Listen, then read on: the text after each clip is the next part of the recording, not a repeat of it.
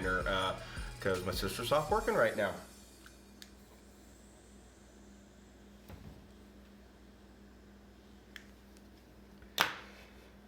So, before I season this pork shoulder, let's start with a little seasoning for me. Much better. Help keep me relaxed. Now, this recipe calls for this pork shoulder to be cubed up. I would not be cubing this because it's on bone and I want all that flavor of the bone, except for the pot we're going to be cooking it in later so that we can make tacos out of it. Is not big enough to put it in full shoulder like I would like to. So what I'm going to do is I'm going to cube it up for y'all as best I can with leaving some of the meat on the bone so that way we can fit that in the pot and then put the cubed meat around it. And then we're going to season it, put it in a bag so it has time to, you know, kind of soak up all the seasoning and the flavors before we cook it up for dinner tonight to make some carnita tacos. So, all right. Welcome to the show. Wasn't planning on doing anything today, but you know what? Since I got this gorgeous pork shoulder here, why not? Right? Exactly. Kitty's like, why not? Huh, Kitty?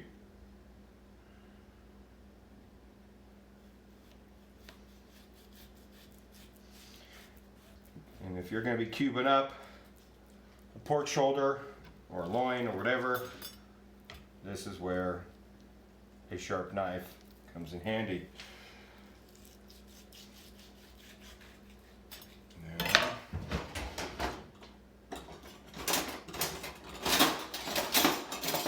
And then something a little smaller for getting in around the bone.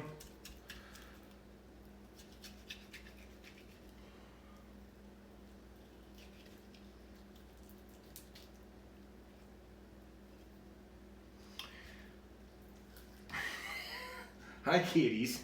Kitty likes the smell of that. Boy, you're a bagger today. Excellent.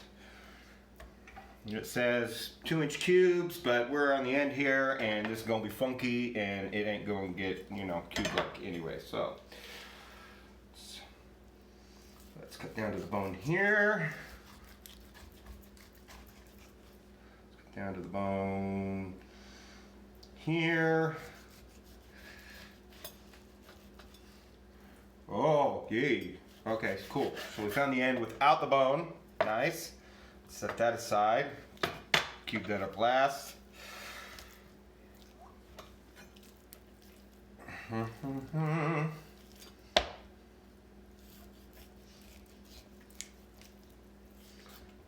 Also, once again,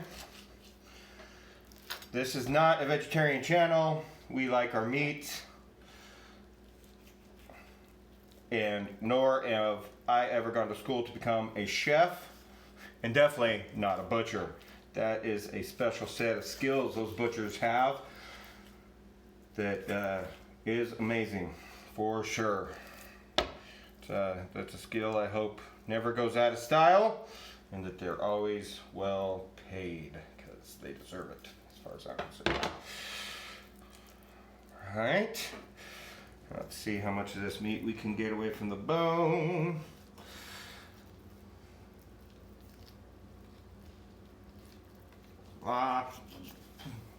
Like I said, important to have a good, sharp knife.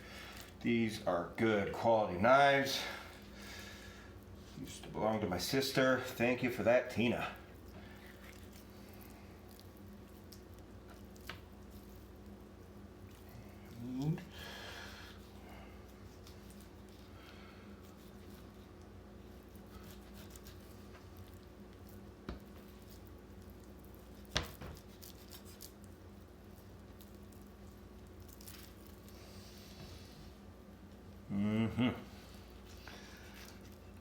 Trying to keep this meat as whole as possible.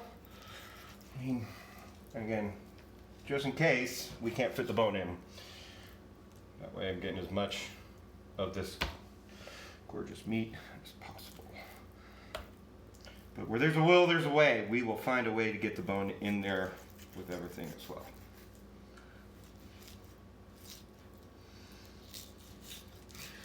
Just follow that right along the tendon. Oh my goodness, are there dogs out there barking? Oh my goodness. Oh my goodness. Oh my goodness, buddies. I know, I heard it too. I know, you're a good dog. Good dog. Good guard dog. Huh?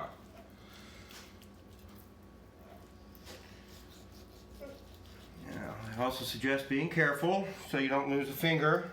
Because, you know, this is supposed to be my birthday dinner of Carnitas, not my birthday finger. Have to change the name of it to Quesanitas or something. Yeah, I got dad jokes. Shut up.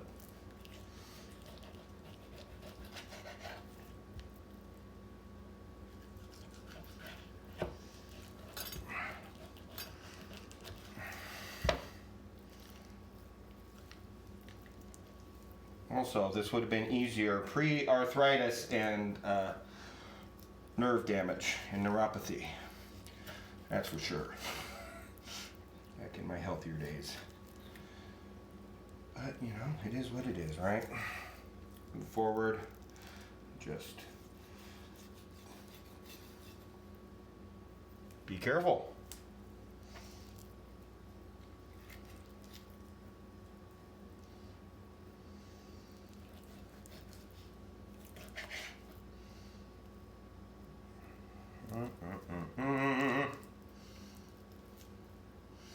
Nice little meaty piece right here. Get that off.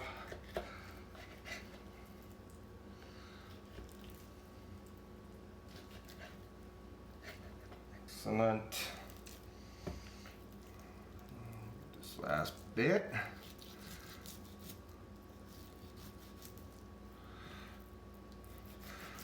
Cut that straight through.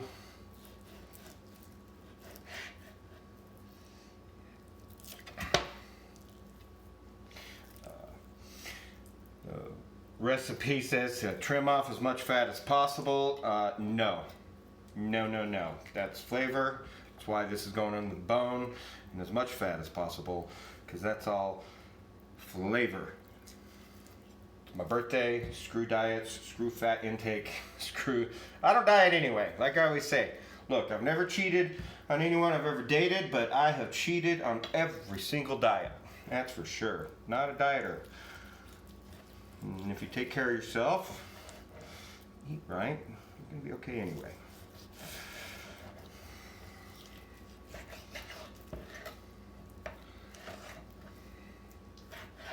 Says someone falling apart with arthritis and neuropathy. Excellent. Excellent.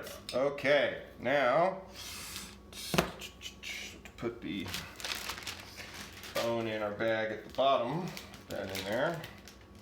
Actually, let's say this. There's going to be room for meat only. We won't need to necessarily season the bone. The bone is kind of part of the seasoning. Okay, so now let's, our pieces we don't want to cut up any smaller in there. This one can go a little bit smaller for that fat. We're just going to trim that fat off right there like that. And blah. Also being careful what I touch with what hand, which hand has meat on it and which one does not. So that way I'm not spreading germs and cross-contaminating the kitchen and the household.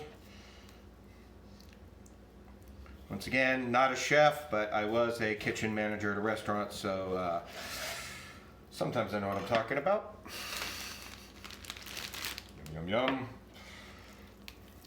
Oh, look at that big, oh, that's almost changed that up. But we want everything to cook evenly, so we're going to.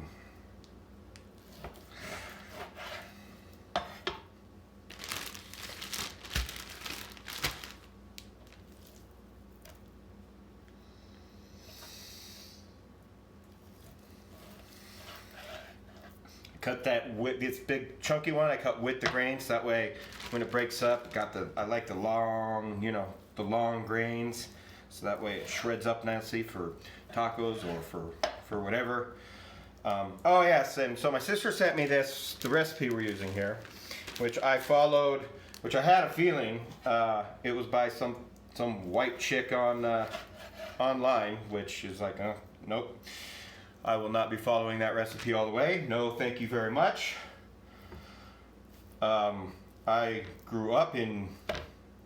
spent enough time in my life in Utah to eat white people food, and the other half of my life I grew up in Southern California, and which is why I can't stand Tex-Mex. That's not real Mexican food, and I don't like the flavor of it. I've been spoiled with the amount of amazing Mexican food I've had over the years, as far as I'm concerned, and have worked with some great cooks in a lot of different restaurants in Southern California that I had a great time with, and that are just amazing human beings that I miss working with. And so, yeah, white people spicy is not spicy, or it isn't even flavored. That's why they make fun of your potato salad, white people. That's why everyone makes fun of our potato salad, not mine. Won't catch me putting apples or raisins or no bullshit fruit in that. No, thank you, no how. All right, let's put this over here to get washed. Wash the hands.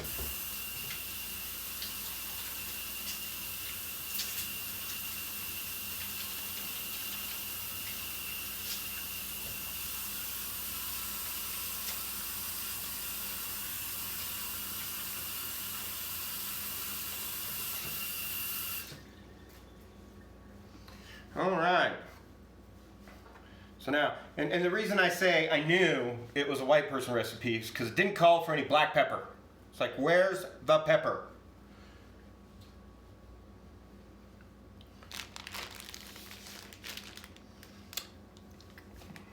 All right, here we go. Let's pull that back up here.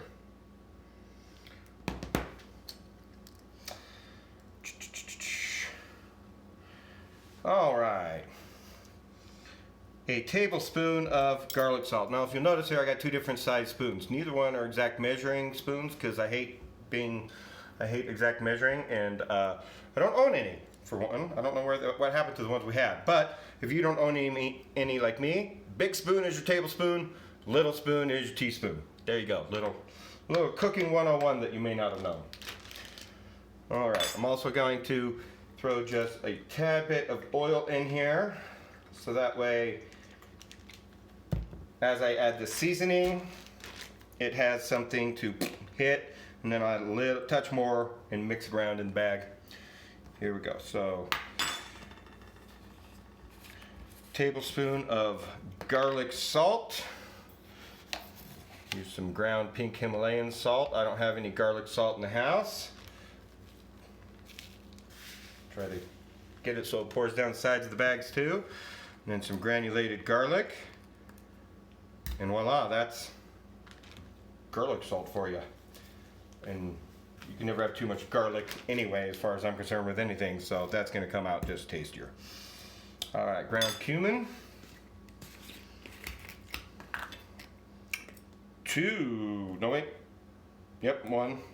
1 tablespoon. And if you wanted it a little richer and smokier flavoring, you could add a little more. Like I always say, you're the one eating it. You flavor it for yourself.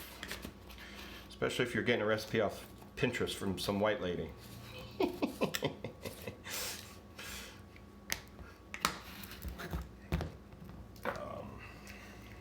Black pepper, that's not on there, but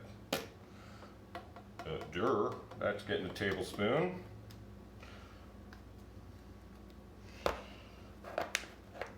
Okay, 2 teaspoons of oregano.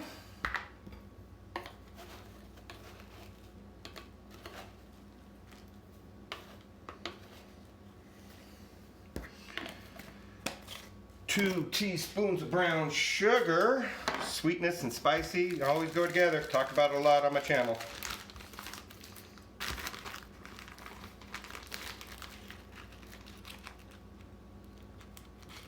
On.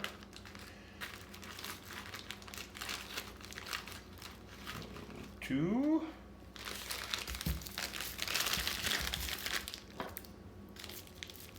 one teaspoon of dried basil. I did a very heavy teaspoon of dried basil because I like me some basil. We are out of coriander, but we'll add that into the pot when we cook it later for actual dinner. A teaspoon of paprika.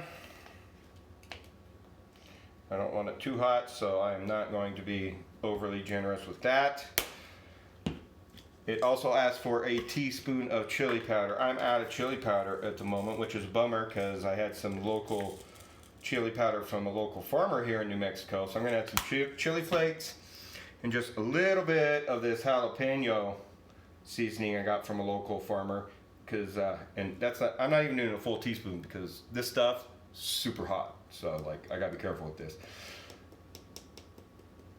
But that will help give it some of the heat and help spread that around. And boom, boom, boom, boom. Excellent. And we're going to add just a little bit more oil there to help spread that seasoning around as we close the bag. And move things around and massage that seasoning into the cracks in between everything.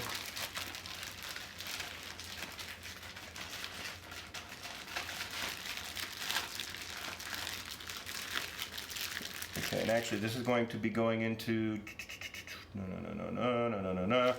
Haha, yeah. So there's a little bit of oil in there, and I'm going to add a little bit of water, because that's going into a pot. And so this water into a, not just a regular pot, but or a slow cooker. We're going to put this in a pressure cooker later. So when you're using a pressure cooker, you're supposed to have a little water in there anyway. So I'm going to just go ahead and pre-do that now. So that way when my sister adds the limes and the oranges and all those juices, we are good. We're going to double bag this baby.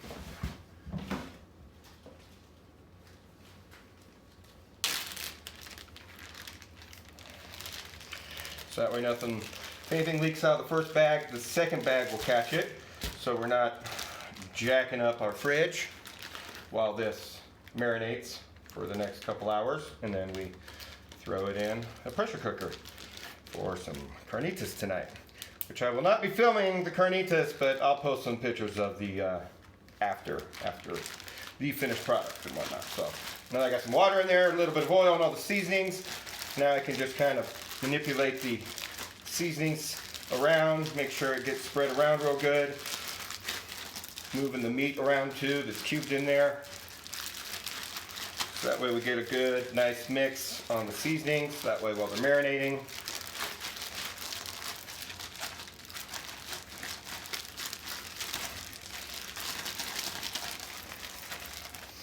I was a massage therapist, so this is if this looks funky, this just comes natural to me. All right. Oh yeah, that's well spread around. We're gonna throw this in the fridge to keep cool.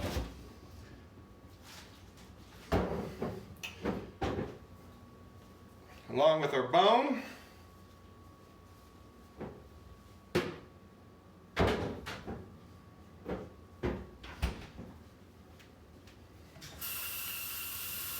Wash our hands again just to make sure before we grab all of our seasonings and put them away.